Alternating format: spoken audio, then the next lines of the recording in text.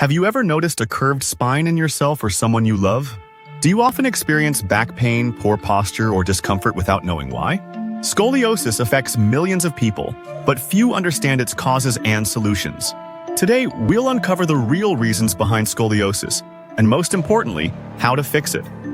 Welcome to Levitas. What is idiopathic scoliosis? Idiopathic scoliosis is the most common type, affecting nearly 80% of scoliosis cases. It usually appears during adolescence, often between ages 10 to 18, and has no single identifiable cause.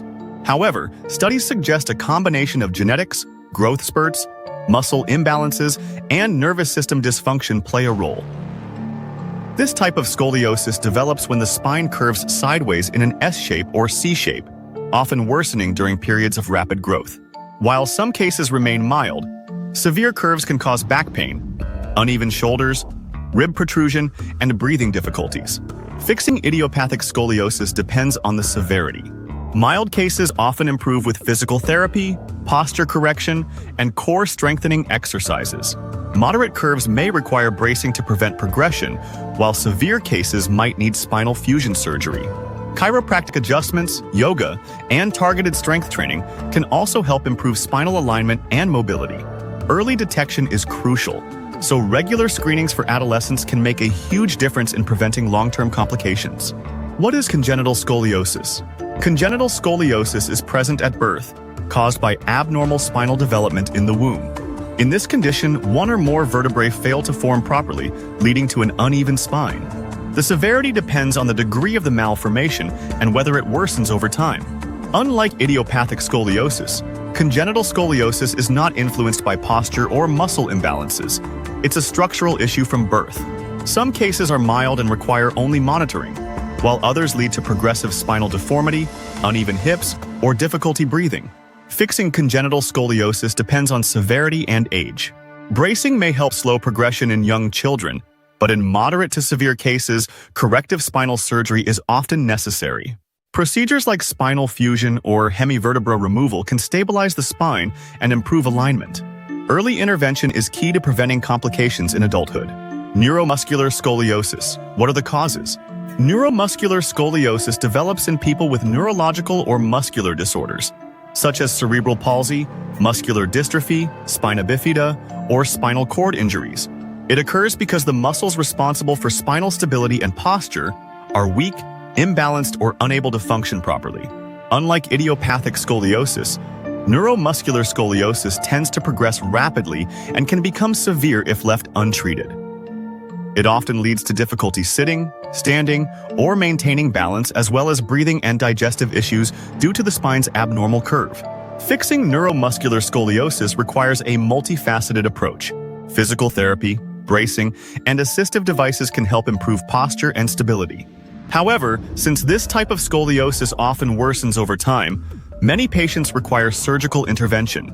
Spinal fusion surgery, along with growing rods for children, can provide long-term stability and prevent further complications. In some cases, wheelchair modifications, core strengthening, and adaptive seating can also help manage symptoms. Because the underlying condition affects spinal control, treatment focuses on improving quality of life and preventing secondary complications, spinal injuries and scoliosis. Traumatic spinal injuries can lead to scoliosis by causing vertebral fractures, ligament damage, or spinal instability. Injuries from car accidents, falls, or sports trauma can disrupt the spine's normal structure, leading to an abnormal curve over time. Spinal injuries that affect growth plates in children and teenagers are especially concerning, as they can result in progressive scoliosis. In adults, injuries can cause degenerative changes, leading to pain, stiffness, and postural misalignment. Fixing scoliosis caused by spinal injuries depends on the extent of damage. Mild cases may improve with physical therapy, core strengthening, and chiropractic care. If the injury causes spinal instability or severe curvature, surgical interventions such as spinal fusion, vertebral realignment, or disc replacement may be required. Early treatment is crucial. Delaying care can lead to chronic pain, nerve compression, and mobility issues. If you've experienced a spinal injury, seeking a specialist for proper diagnosis and rehabilitation is the best way to restore spinal health and prevent worsening scoliosis. Spinal infections and scoliosis. Spinal infections are rare but serious, potentially leading to scoliosis if left untreated. Infections such as osteomyelitis, discitis, or tuberculosis of the spine, which is also known as Pott's disease, can damage the vertebrae and intervertebral discs, weakening spinal stability. These infections occur due to bacterial or fungal spread, often originating from another infection in the body. Immunocompromised individuals, post-surgical patients, or those with chronic illnesses are at higher risk. Symptoms include severe back pain, fever, inflammation, and difficulty moving. Fixing scoliosis caused by spinal infections involves eliminating the infection first. This is done through antibiotic or antifungal therapy, and in severe cases, surgical drainage or debridement may be needed. If the infection has caused significant spinal damage, corrective spinal surgery may be necessary to restore alignment and prevent deformity. Since early detection is crucial, any unexplained back pain, fever, or neurological symptoms should be evaluated immediately. Preventing long-term complications requires prompt treatment and proper rehabilitation. Spinal tumors and scoliosis. Spinal tumors can develop within the spinal cord, vertebrae, or surrounding tissues, sometimes leading to scoliosis. Tumors such as osteoid osteomas, schwannomas, and metastatic cancerous growths can cause spinal instability, compression, and abnormal curvature in the spine. Although spinal tumors are relatively rare, they can appear at any age.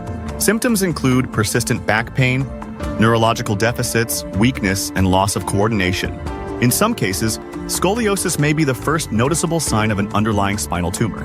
Fixing scoliosis caused by tumors requires removing or shrinking the tumor first. Treatment depends on whether the tumor is benign or malignant and may involve surgical resection, radiation therapy, or chemotherapy. If the tumor has weakened the spine, spinal stabilization surgery or vertebral reconstruction may be needed to restore proper alignment.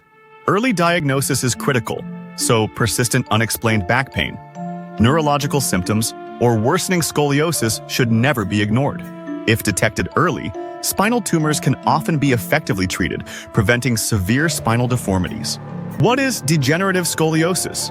Degenerative scoliosis occurs in adults due to age-related wear and tear on the spine. Over time, the intervertebral discs, facet joints, and spinal ligaments weaken, leading to an uneven spinal alignment.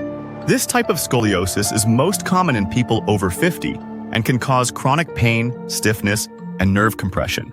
Unlike adolescent scoliosis, degenerative scoliosis develops gradually, worsening with osteoporosis, arthritis, or disc degeneration. Symptoms often include lower back pain, radiating leg pain, and mobility issues. Fixing degenerative scoliosis focuses on pain management and spinal support. Physical therapy, core strengthening, anti-inflammatory treatments, and chiropractic adjustments can help improve posture and mobility. In severe cases, spinal fusion surgery or minimally invasive decompression may be necessary to relieve nerve pressure and stabilize the spine. Maintaining a healthy weight, staying active, and practicing good posture can help slow progression and improve quality of life. In conclusion, scoliosis can arise from a variety of causes, including idiopathic, congenital, neuromuscular, spinal injuries, infections, tumors, and degenerative changes. Idiopathic scoliosis, the most common form, typically appears during adolescence and is influenced by a combination of genetics, growth spurts, and muscle imbalances. Treatment varies depending on severity, ranging from physical therapy to spinal fusion surgery. Congenital scoliosis results from abnormal spinal development at birth and requires bracing or corrective surgery depending on severity. Neuromuscular scoliosis occurs in individuals with neurological conditions, requiring a multifaceted approach that may include surgery and assistive devices.